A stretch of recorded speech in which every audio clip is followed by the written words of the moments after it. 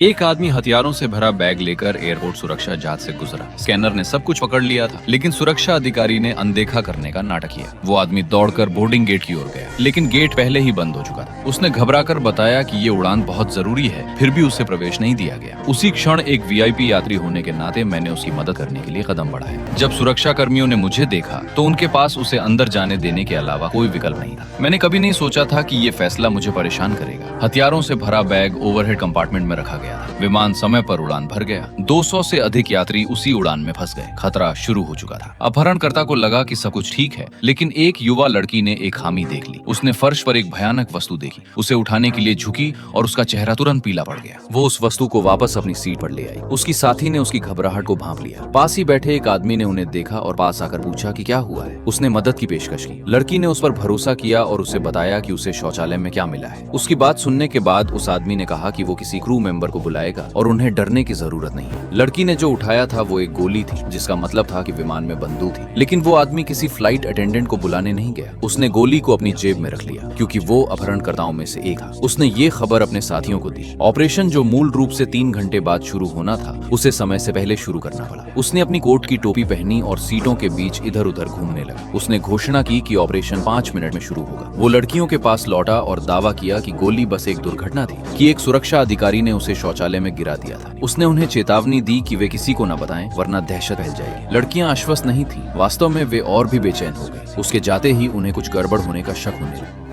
तभी मुझे भी कुछ अजीब लगा। मैंने कई यात्रियों को एक जैसे बैग लिए देखा। मुझे लगा कि ये साधारण टॉयलेटरीज के बैग हैं, इसलिए मैं एक फ्लाइट अटेंडेंट से पूछने के लिए खड़ा हो गया। जवाब मिलते ही मेरा दिल जोर से धड़कने लगा। मैं जानबूझकर अपनी चाल धीमी करते हुए, उनके हाथों में पकड़े बैगों को घूरते हुए उनकी सीटों के पास से गुजरा। तभी एक अपहरणकर्ता शौचालय में घुसा और एक बंदूक जोड़ने लगा। मेरी अपनी सीट पर वापस लौटने से पहले ही उन्होंने गोली चला दी थी। Everybody down!